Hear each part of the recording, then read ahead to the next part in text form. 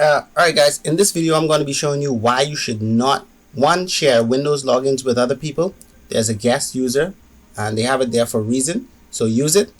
And number two, why you should not save your passwords to your sites that you don't want people to access in your browser. I'm going to show you this example with two banking accounts. So I've already set up one banking account and I saved my password in it, and the other banking account I'm going to go ahead and let me use the most common browser. I was going to use Edge, but the most common browser is Chrome, so let me use that one. A lot of people are using Chrome nowadays. Alright, so let's go to rbc.com. I've already set up CIBC and I'm going to log in. I don't have an RBC account, but I'm just going to give you guys a simulation on how this thing is done. I'm going to hit sign in. And I'm just going to go ahead and put in some stuff.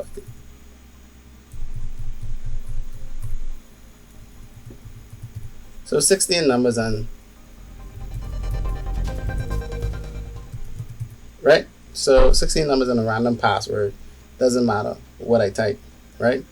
So usually when you hit sign in, now most sites ask you to remember your card and username. Usually when you hit sign in, it would just go, right? But this is not a website that, you know, that I have credentials for, so I will have to, you know, fake it kind of. So anyway, you'll see what I mean. So because I don't have credentials for this website, and even if I did, I wouldn't want you guys to see it anyway, I'm just going to go and simulate the save password by clicking this box right here, and it's going to ask me if I want to save this password. So I just hit save. So now what my, Chrome is going to do is Chrome is going to save that password to a list. It's like it normally does for bank accounts that you guys save anyway. Alright, so I'll show you where Chrome saves that password, right? So you go about your business and you you know, you're browsing the internet or whatever, and someone asks you to use your computer just to check something quickly. If you're not monitoring them when they're checking, they could go ahead and just go open Chrome, go to settings in Chrome, and advanced settings, advanced. So autofill passwords, right? Scroll up to it. So in here you will see that we have, they can see all of your saved passwords that you have. Now, first thing, if you're sharing a Windows login, meaning they know your Windows password, they can easily just hit this button right here, say show password, and Windows will ask them for username and password so that they can show them that password. So Windows ain't playing with y'all. If they have the password to your computer, it'll gladly show whoever's in front of it thinking it's you that password. But since they don't have a login for your computer, you just let them use it so they can use the web browser to check some stuff. They could go ahead and click on any one of these accounts. So let's say, for example, the Royal Bank account that we just clicked, and it will take them to Royal Bank. I don't know why it's saying all bank machines are busy, but anyway, let's go here.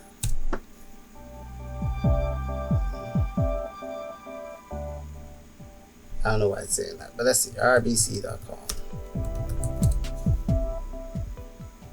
Okay, there you go. So hit the sign in button and the information pops up, right? So now this is where the hack is going to happen, right? So someone sitting in front of your computer, they can see your card and username. Sometimes this card is masked also, like they only show the last four. Doesn't matter, same principle applies, the same technique applies.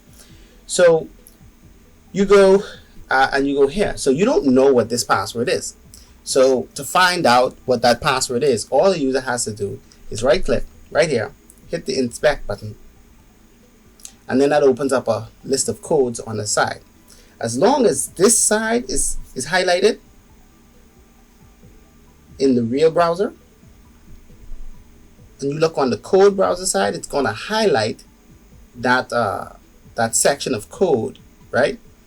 So all you have to do is just scroll down that section of code. You're gonna be looking for, basically, you're going to see the input and the input type, it's going to say password. Now, what the browsers do is, once you see an input type of password, it hides that input. So all you have to do is just select that input password word and type in text, change it to text, and move off of it, and the password is revealed in plain text. This is the password. Simple. No coding necessary. No. All the person needs to do is know how to spell the word text and know how to identify the word password. That's how simple this hack is. Like, it's extremely simple. And for those of you that are saying this is not a hack, if you look up the definition of hack, the definition of hack is gaining unauthorized access to a system. Simple. It's just that this person is not authorized to access your bank account, and they're able to access your bank account. If you're thinking this only happens with this specific